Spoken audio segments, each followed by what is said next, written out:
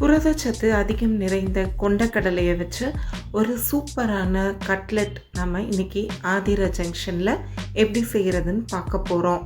இது வரைக்கும் நம்ம சேனலை சப்ஸ்கிரைப் பண்ணாதவங்க சப்ஸ்கிரைப் பண்ணிவிட்டு மறக்காமல் பெல் ஐக்கானையும் ப்ரெஸ் பண்ணிவிடுங்க. ஆக்சுவலாக இந்த கொண்டக்கடலை கட்லெட் வந்து ரொம்ப கொஞ்சம் குறைச்சலான பொருளை வச்சே ரொம்ப அருமையான டேஸ்ட்டில் நீங்கள் செஞ்சு முடிச்சிடலாம். இந்த மாதிரி நீங்கள் வீட்டில் அடிக்கடி செஞ்சு கொடுக்க எல்லோருமே ரொம்ப விரும்பி சாப்பிடுவாங்க. இதை செய்கிறதுக்கு நான் 1 கப் கருப்பு சுண்டல், அதாவது கருப்பு கொண்டக்கடலையை 2 முறை நல்லா கழுவிட்டு 5 மணி நேரம் ஊற வச்சுக்கிட்டேன். 1 கப்புன்றது 125 கிராம். இப்போ இந்த சுண்டல் வந்து நல்லா ஊறிடுச்சு. தண்ணியெல்லாம் வடிச்சிட்டு இதை ஒரு குக்கரில் போட்டுட்டு லைட்டாக மூழ்கிற அளவுக்கு மட்டும் தண்ணி ஊற்றிட்டு கொஞ்சம் போல் இதில் தூளுப்பு சேர்த்து நல்லா கலந்து விட்டுட்டு மூடி வச்சு அடுப்பை மீடியம் ஃப்ளேமில் வச்சு ஒரு 4 விசில் வரைக்குமே விட்டுருங்க. நல்லா ஆவியெல்லாம் அடங்கினதுக்கப்புறம் திறந்து நீங்கள் கொண்டக்கடலையை எடுத்து மசிச்சு பார்த்தீங்கன்னா உங்களுக்கு நல்லா வெந்து வந்திருக்கணும். இப்போது இந்த கொண்டக்கடலை கொஞ்சம் ஆறவும் தண்ணியை வடிச்சிட்டு மிக்ஸி ஜாரில் சேர்த்துக்கோங்க.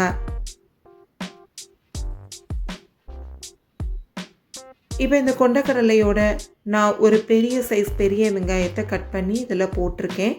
இப்போ இதை மிக்ஸி ஜாரில் அரைக்க போகிறோம். ஏற்கனவே வேக வச்ச தண்ணி இருக்குது இல்லையா, அதையும் கொஞ்சம் சேர்த்து நம்ம கொஞ்சம் கொரகொரப்பாகவே அரைச்சிக்கலாம்.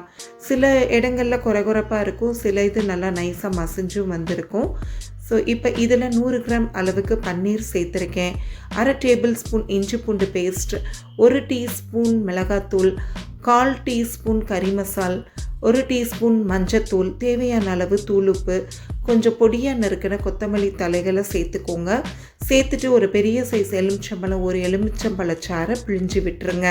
அப்போ தான் நம்மளுக்கு சுவை நல்லா இருக்கும். இப்போ இது எல்லாத்தையுமே கைகளாலேயே நல்லா பிணைஞ்சி விடுங்க.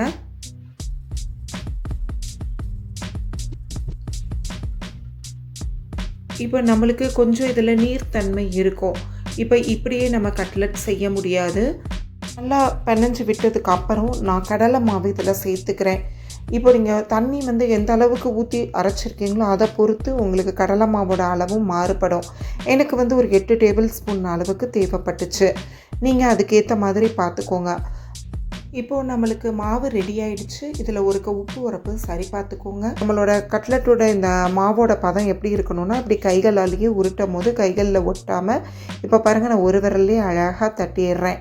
இந்த பதத்துக்கு இருக்கணும். அந்த அளவுக்கு நீங்கள் கடலை மாவு சேர்த்துக்கோங்க. மாவை ரொம்ப இறுக்கமாக பிணையக்கூடாது, கொஞ்சம் லூஸாக தான் இருக்கணும். ரொம்ப மெல்லிசாகவும் கட்லெட்டுக்கு தட்டிட வேண்டாம், அதே சமயத்தில் ரொம்ப திக்காகவும் தட்டிடாதீங்க. இப்போ நான் வந்து ஒரு நான்ஸ்டிக் கடாயை வந்து யூஸ் பண்ணிக்கிறேன். இந்த கட்லெட்டை வந்து 2 பக்கமும் வேக வச்சு எடுக்க அதுக்கு கொஞ்சம் எண்ணெய் ஊற்றி எல்லா பக்கமும் வர்ற மாதிரி தடவி வச்சிடுறேன். எண்ணெய் நல்லா சூடாகவும் உங்களால் எவ்வளோ இடம் இருக்கோ அதுக்கு தக்க நீங்கள் அந்த மாவை அதில் வச்சு அடுப்பை ஓரளவு மீடியம் ஃப்ளேமில் வச்சுக்கோங்க. தேவைப்பட்டால் மட்டும் ஹையில் வைங்க, இல்லாட்டி மீடியம் ஃப்ளேம் சிறுத்தியில் வச்சு 2 பக்கமும் நல்லா பெரட்டி போட்டு ஒரு 3-4 தடவை பெரட்டி போட்டு கொஞ்சம் செவக்க வேக வச்சு எடுத்துக்கோங்க.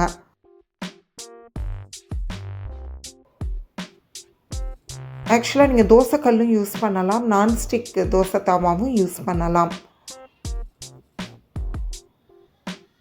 அடுப்பை ரொம்ப ஹையில் வச்சிடாதீங்க, அப்புறம் வேகமாக தீஞ்சிரும், ஆனால் வேகாமல் போயிடும்.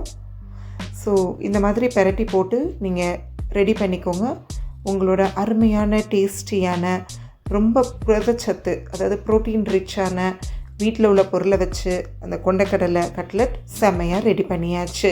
இதோட டேஸ்ட்டுமே ரொம்ப ரொம்ப நல்லாயிருக்கும்.